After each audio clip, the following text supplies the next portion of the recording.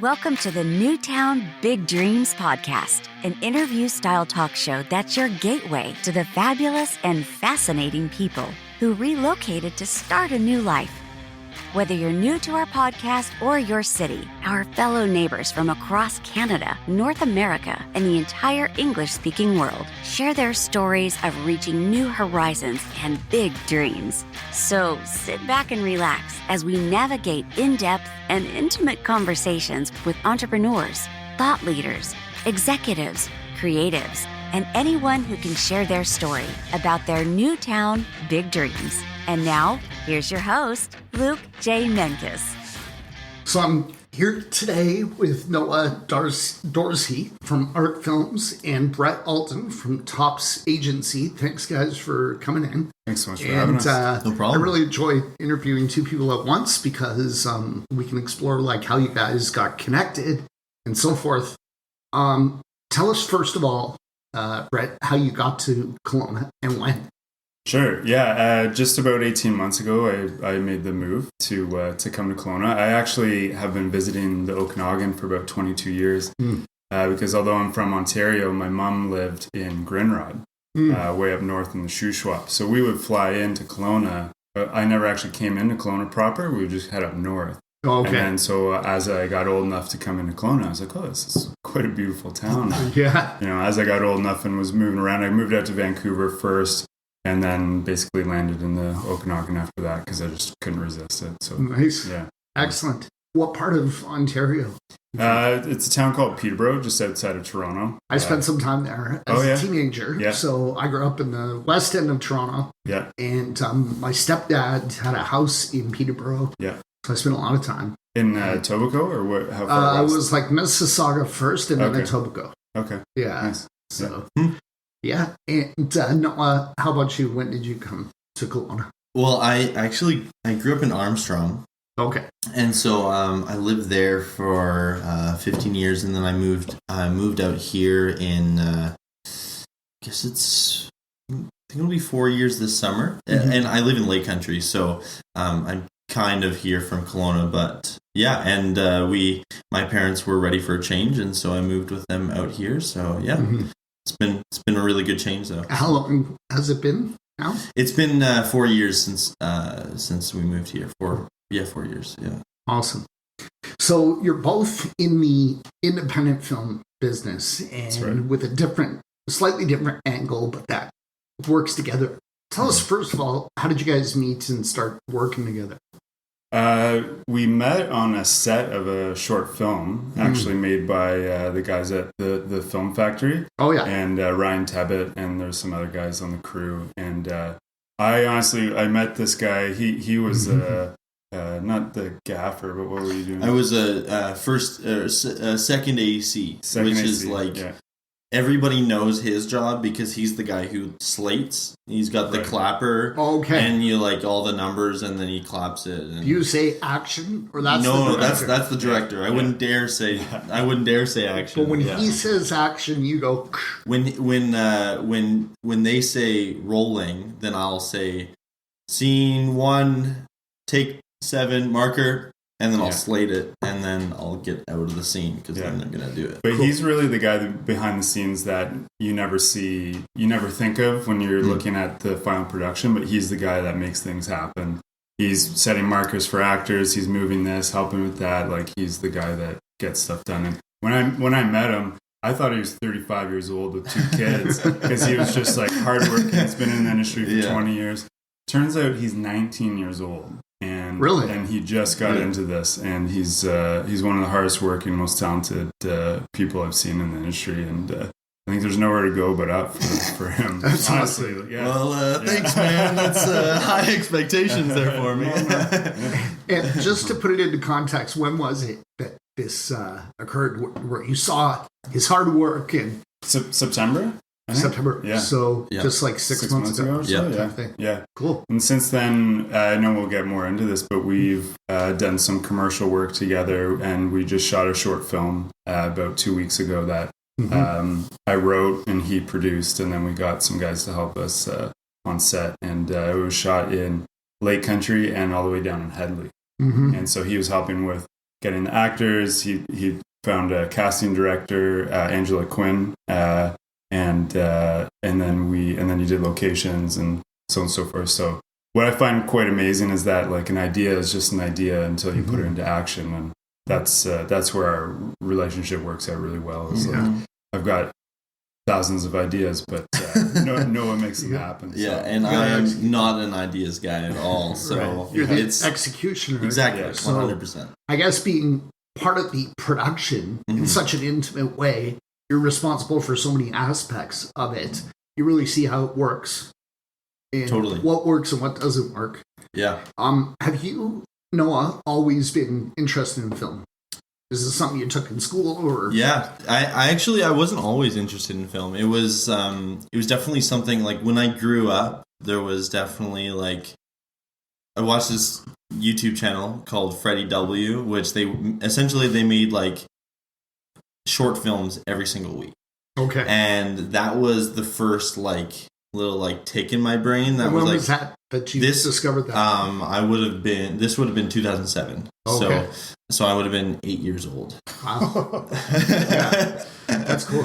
Yeah. Well, even Steven Spielberg, I think he said he was like 10 and he got totally 10 of one of those old Super 8 cameras. And he just loved it. So totally, yeah. And then it kind of, and then I didn't really think about it too much. Like I was my family's very artsy, so art is like a part of the way we live, and so it's always been something that I knew I wanted to do, but it wasn't. I was practical, and so I didn't think it was going to be my career.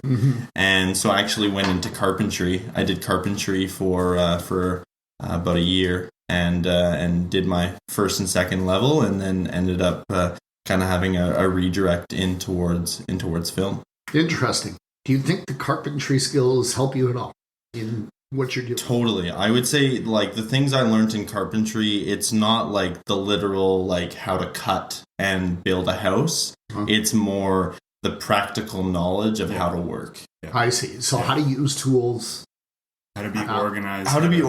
How to work efficiently, how to like, this board is 4 feet long and I need to cut 3 pieces at certain lengths. How do I use this to the best of its ability? Right. And that translates into film in many different ways, but then also the like hardworking aspect as well. Resource management and totally. Yeah.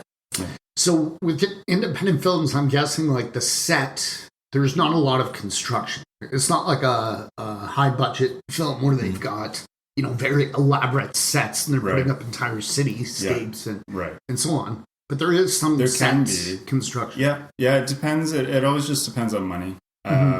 There was a commercial done at the Film Factory. They have a large enough studio that they actually built an entire set for a commercial for, is it? I don't want to say the wrong one. It was a company called Arctic Apples. Okay. Yeah, I was going to say the wrong one. So Arctic Apples.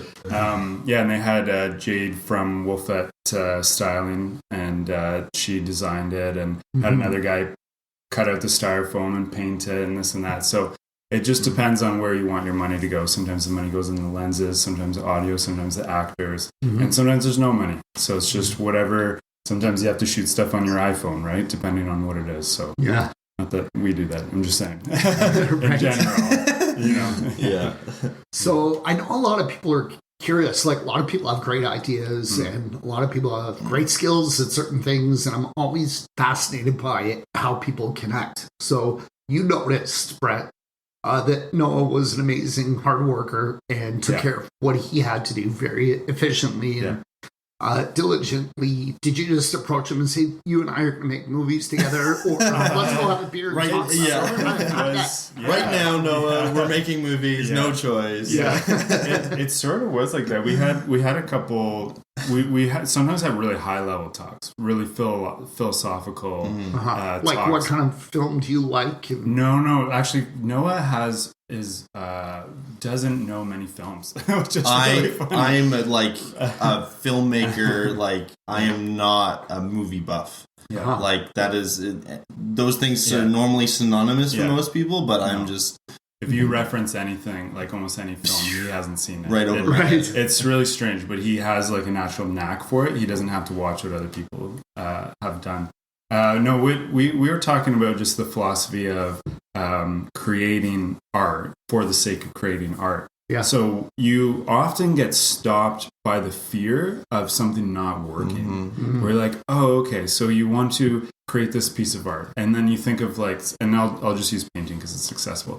There's a Picasso painting. You're like, oh, that's beautiful. I can make that. And then you set out to do it, and then you only try once, and you give up, and you're like, wow, that was terrible. I'm never going to do that again. Right. But if you enjoy just the act of it, of creating, of actually going through the process of learning, trying, failing, trying again, and getting something that is uniquely yours and putting it up on the wall, you're going to be so satisfied with the process that creating isn't going to, you're not going to have fear anymore. Yeah. So the first film that we actually created together was called Just Create.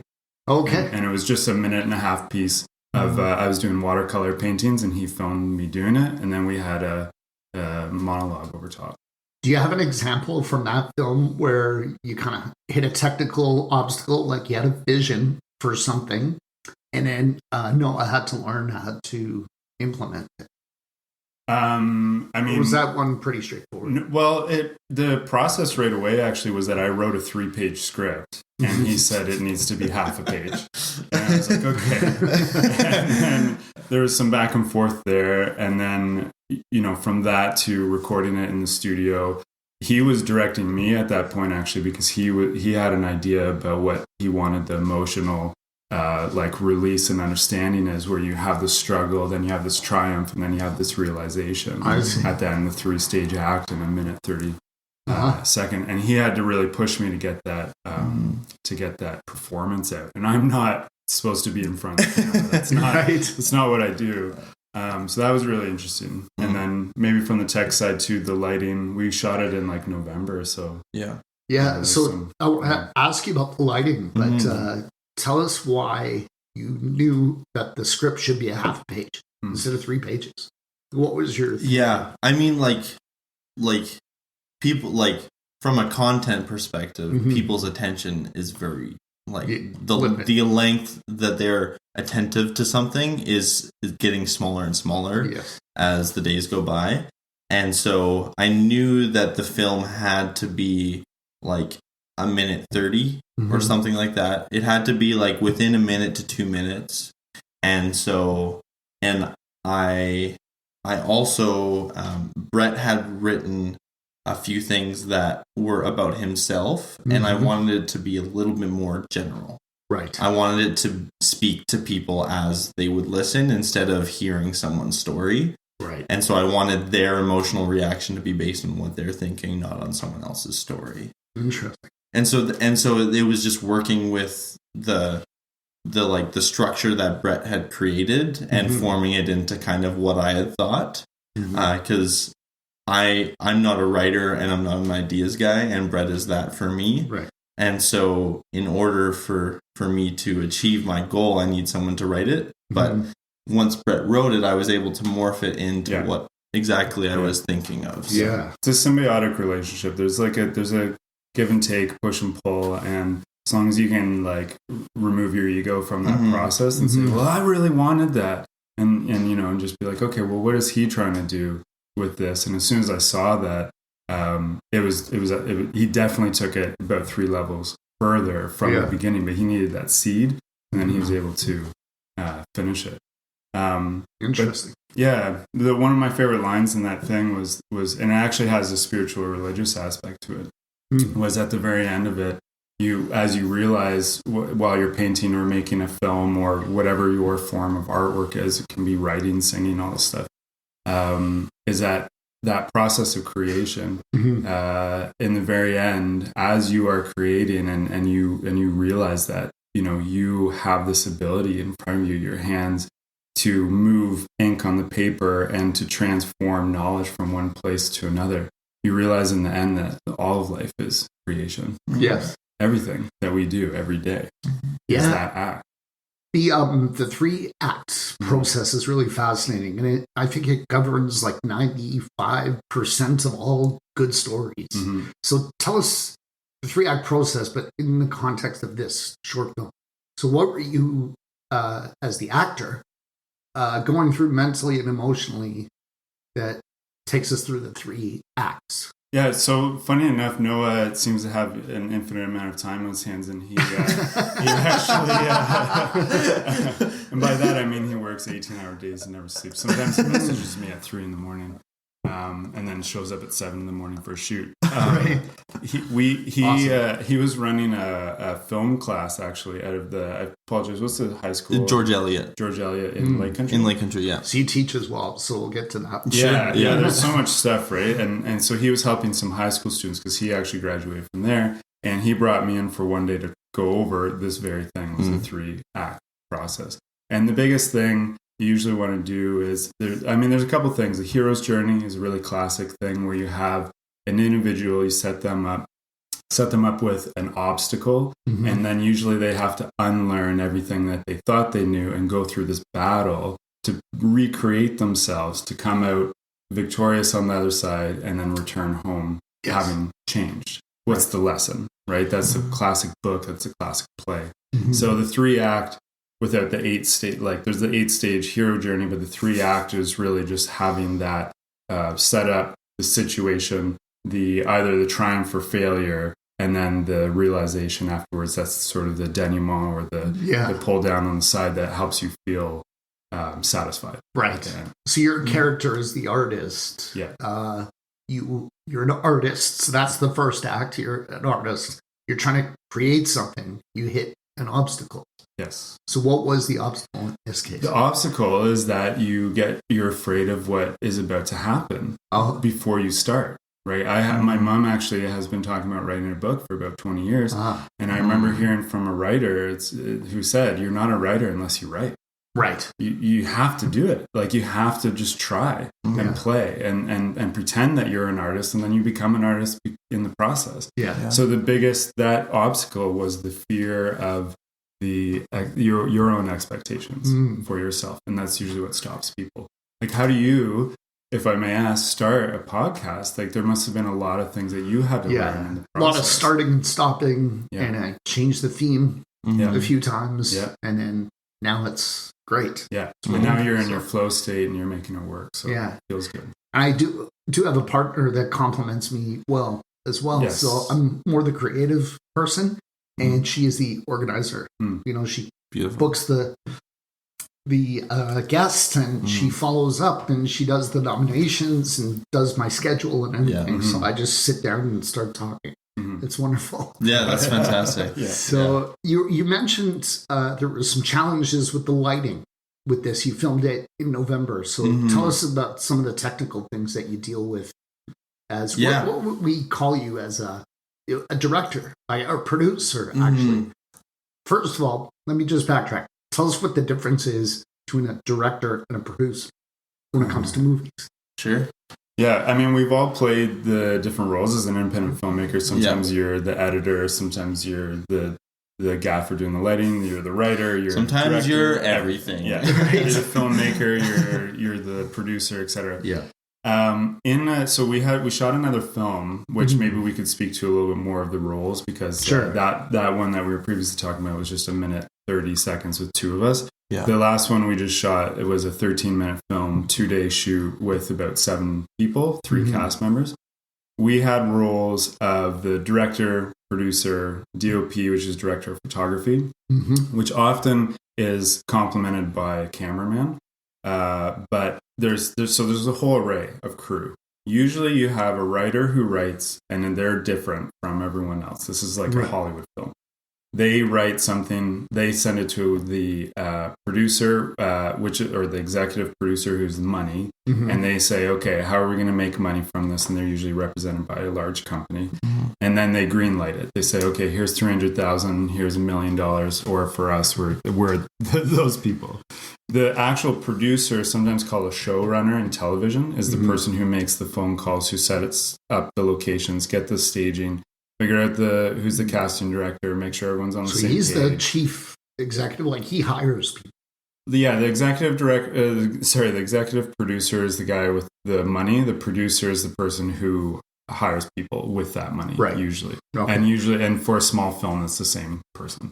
Right. And then, so Noah was doing a call sheet, which was getting everyone on the same page, literally. where he would have everyone's phone numbers and say, okay, this is where we're going to be on this day. This is what time we expect crew to show up, and this is what time we expect cast to show up. And he figures all that out weeks prior, and then emails, a couple days before, the night before, and then everyone's on the same page, and everyone gets contacted. So right, and the director is more in a big production. The director is more specific, so you would say like, "Oh, move over here a little bit. Let's adjust this lighting." Let's actually action. The director's role is essentially just to talk to the actors. That's their whole role in a crew on a big feature film. I would say talk to the actors as well as talk to his like heads of department, which is the director of photography and his first AD, which is his first assistant director. And they're going to have a little conversation before they start shooting. And then the director of photography is going to go and he's going to talk to his whole crew, which is lighting, camera. Right. if he needs something set up properly. Then a first AD is going to take all of the other people and he's going to deal with everything else. He's going to deal with if the actors need to be in, if there's stand-ins. So stand-ins is like people who are standing in for the actual actors. So the actual actors can like rest. And like everything else. And then the director, after he's had that conversation, goes back to the actors, talks to them about the scene, coaches them through that, tells him what the scene is about, and then everybody comes back together and they shoot it. Awesome. I want to ask you guys about the film industry in Kelowna. So you're looking forward to this really growing. And sounds like you guys will be at the leading edge of that. Where is the film industry at today? And where would you like to see it go? Okay, I can actually tell you very specifically where this is at. I was just elected onto the board of OSIF, which is the Okanagan Society for Independent Filmmakers. Nice. So they hired a gentleman named Matt, who's the executive director of OSIF now. So we, as the board, give him direction, and then he goes and does it. And he's a very proactive individual. Matt's awesome. He's been calling people about grants. He's been calling people about locations and just where's the current state at. So I'm basically giving you his report because he did the running around. Okay. Just before him, the way that it was set up was basically OSIF was just supporting people with gear rentals and trying to make it accessible, which was very much needed. But to take it further, to actually make filmmaking an established industry that can support families and make it your full-time job, there's a lot that needs to happen. And so Matt went out, researched all this, gave us a report and said, this is what we need to do. Okay.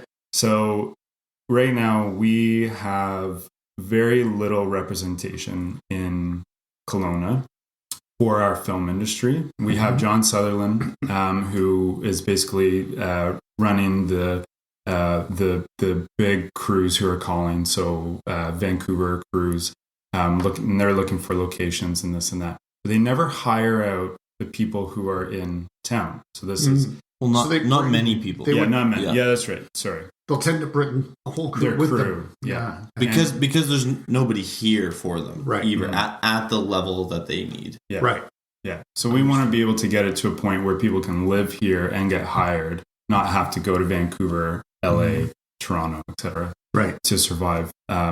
So we are taking a little bit of a step back with OSIF and saying, okay, we've got these festivals, film festivals, we've got these gear rentals and so on, but what we really need to do is work on the strategy of attracting people here. And one of the biggest things that we need to do is get money to represent the filmmakers, independent filmmakers in Kelowna. And the steps that we need to do from that, we have to tick off the boxes from Telefilm Canada, the National Arts Council of Canada, and there's a BC one as well, BC Arts Council or something like that. All these people have money, but 99% of the money goes to Vancouver and Toronto right now. And we are looking at ways to attract that money so that we can then go to the city and say, we need this building to be able to then have a one-stop shop where we can increase the expertise of the individuals through workshops. We can be directly in line with the people who give grants for filmmaking, so $5,000, $10,000, $25,000 grants, and make it so much more accessible for everyone in town to be able to get that grant money. Raise the ethos of filmmaking in Kelowna, so that when Vancouver is looking at Kelowna as a location, they can hire out people here, and then we can survive.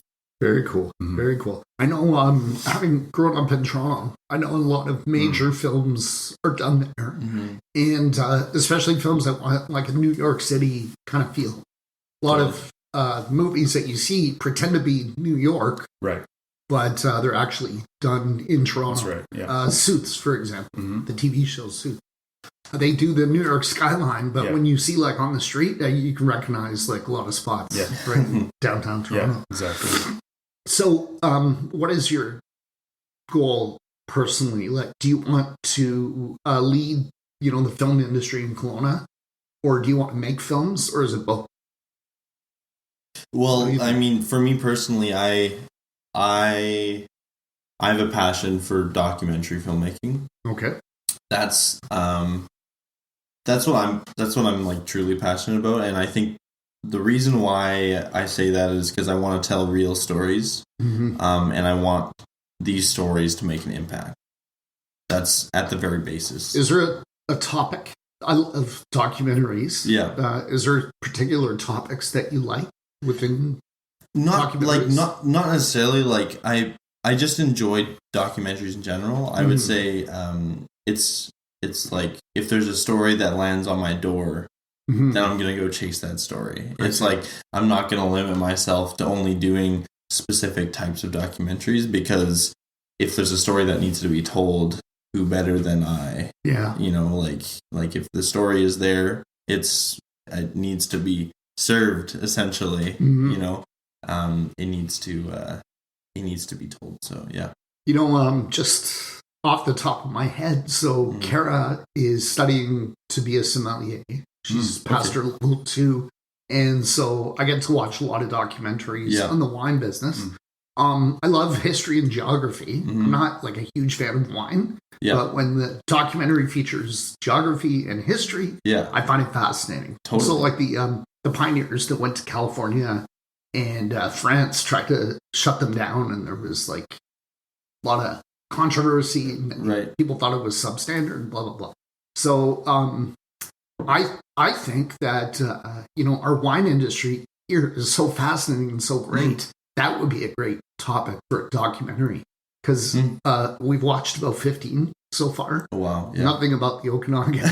It's all California, France, of course, but nothing on the Okanagan that I've seen. Yeah, and it's funny because like the one thing that needs to change is the access to money. Because documentaries there's so many stories that need to be told, but you can't survive telling stories when you need to put food on the table, right? So it's kind of troubling as a filmmaker, because the wine industry, who would love to have that documentary made, but the people in the Okanagan right now, they would want to put the money up for that, but then as soon as that money gets involved, it skews the story. So this is the classic dilemma of documentary filmmaking, is where do you get the money from? I see. Because if you get it from the very people you're telling the story about, it becomes propaganda. Right. And so you have to do it. It has to be a passion piece, and then there has to be an avenue for selling that documentary. So publishing is really the most important thing that I think is lacking with filmmakers in the Okanagan, because they need to be able to make money off their talent. Right. And so we need to figure out a way to get into high-level film festivals, or sell, through publication platforms like YouTube and Netflix, and get more in line with those producers or distributors, so that they can be rewarded for their hard work and then do it again. Yeah. And that way they can stay independent from those influences. Yeah. And you're both big on education, which I think is fantastic. I think for young people to be able to pursue things that they're passionate about and learn about them is going to be a benefit to the film industry. Yes. Because you got people who are good at it and who want that. So tell us a little bit about some of your workshops and the courses that you're teaching.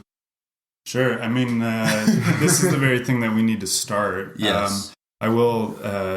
I just met a company called Mastermind Studios who are out of Kamloops, and they are running workshops directly out of their production house. There's some that OSIF will be doing this year, but the biggest thing is that there's not a lot right now, and that's the very thing that we want to bring in. Noah, out of the kindness of his heart, did it for his own high school because he wanted to help the fledgling filmmakers. But there's nothing that's sitting there for people to sign up right now. And so if we can learn how to be profitable or at least break even with doing it, then we're going to make film much more accessible here in Kelowna. Very cool. Tell us about your podcast. You have a new podcast. Sure. Yeah. Well, me and Jordan Powers, Kelly Veltri, Tyler Meservy have just started a podcast called Factory Friday Podcast. It's run out of the factory, which is the first part of the name, Film Factory, and we do it on Fridays. Nice. So, Factory Fridays. And so you're talking about all these topics, the film industry. Yeah, 100%. So film, TV, we even go on side tangents to wherever the heck we go. Right. And we have a new guest on every week related to the film industry somehow. And we just talk about film. We talk about what we're seeing. We talk about what we're watching. And we talk about some stories that we want to tell and a few interesting things that have happened in the Okanagan that if one day we got a budget, we would love to do a feature film on. Because there's one story about murder on SS Okanagan. And it's a story about a murder on one of the paddle wheelers that would travel up and down the Okanagan Valley. And that was extremely fascinating. So True story? True story, yeah. And so if we ever got money, again, going back to if we get some money, we can make some feature films. Yeah. Yes. But that is a story that I think would just be absolutely exhilarating to tell. That's awesome. Well, one of the great things about this podcast is you could share a link with some of the people that you're lobbying for funding and for grants and things like that. Just send them a link because I think we covered a lot of those topics. You know, what your passion is, why it's important, and what your goals are for the film industry here. Yeah. So. Well, I would like to mention the one show that we've been producing, and we're going to produce more episodes for it. It's just a web series, and we actually caught the attention of some local business owners who found it through Instagram. But it's called the Adventures of Alan, and it's about a individual who sort of looks like he's stuck in the 80s, and he has social anxiety, and he doesn't really deal with technology very well. And so he just he can't deal with people, he can't deal with technology, and he just tries too hard in all the wrong areas. And basically we just shoot it from the hip in the way that it's very low budget but very accessible, fun comedy.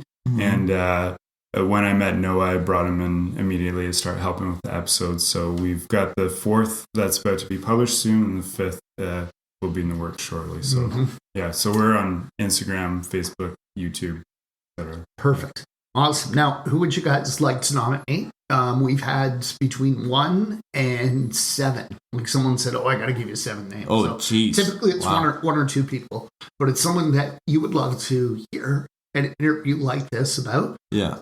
In some cases, someone you never met before, but you'd like to know more about. In some cases, it's someone that you love and admire, but you just love hearing them speak. Do you have someone? I have 3. Right. Okay, all right. Awesome. Matt, who's the board member the executive director of... What's his last name? Stewart. Yeah. Sorry, I'm so informal, just first names. Matt Stewart. We're really close, me and Matt. Yeah. You know, that one Matt. He's the executive director of OSIF. Interestingly enough, he actually organized part of the Vancouver Olympics. Wow. So he's an individual that I think really knows how to move people into action. That's awesome. He also has done 3 TED Talks. Yeah, he just came back from Cocoa Beach from doing a TED Talk. So I think you absolutely need to have him on here.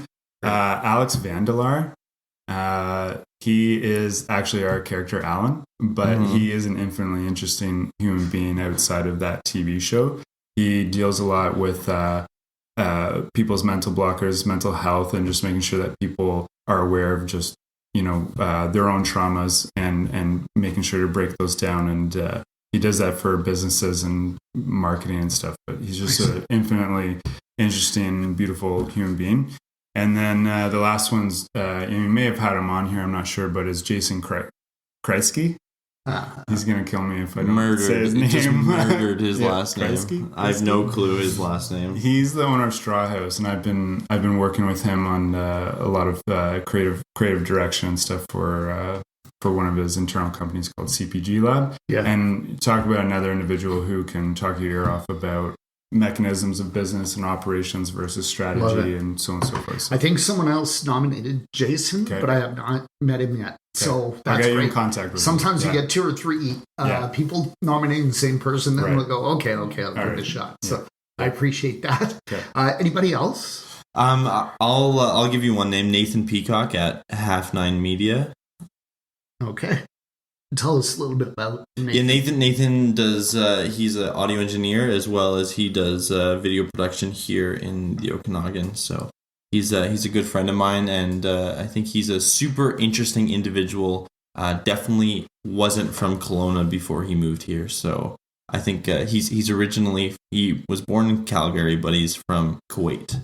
He lived in Kuwait, so he was actually our director of photography on a commercial. No. Nathan Peacock. Okay. Different Nathan. Yeah. You can cut that out. Yeah. It's all good. Sorry. I wanted to mention the commercial that we did for it's called the Child Advocacy Centre. Oh, yes. And I kind of forgot to mention it, so I don't know. Sure. I didn't know how to tie it in, but the Child Advocacy Centre is a thing created for by the Kelowna Foundation, and it's basically to bring all the services from health and police and that area to help kids after a traumatic event. So after they tell their truth, right now they are bounced around from place to place to place, taken out of the school by men in suits and talked to in the back of a police cruiser, and it adds to the trauma, what happens to them.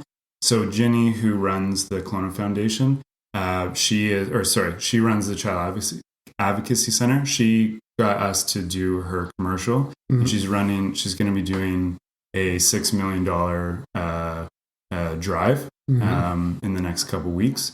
And so I just wanted to bring that up. Yeah. That you guys should look for that because that was a commercial. And her name is Ginny? Yes. Ginny Becker. Becker. Yeah. I'd like to interview her. Actually, that's another amazing being. That was going to be my second one. Yeah. So I'm so sorry, Jenny. I didn't mention you. You just decided to steal my second and give a fourth. Yeah.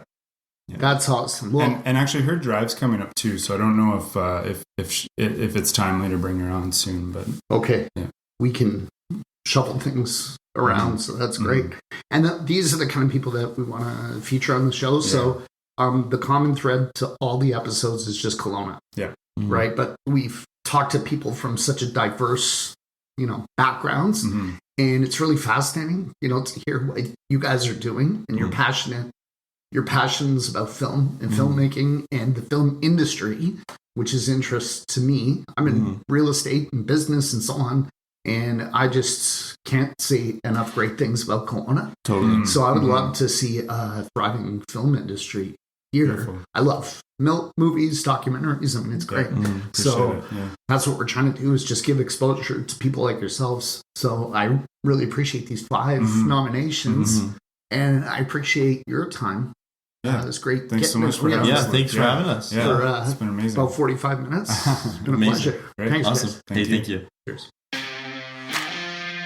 We hope you enjoyed this episode of the Newtown Big Dreams podcast with your host, Luke Menkes, and his authentic guests. And we love our listeners and hope you subscribe now to learn more about the amazing journeys of our incredible guests who relocated to find a new town, big dreams. And remember, make your dreams big.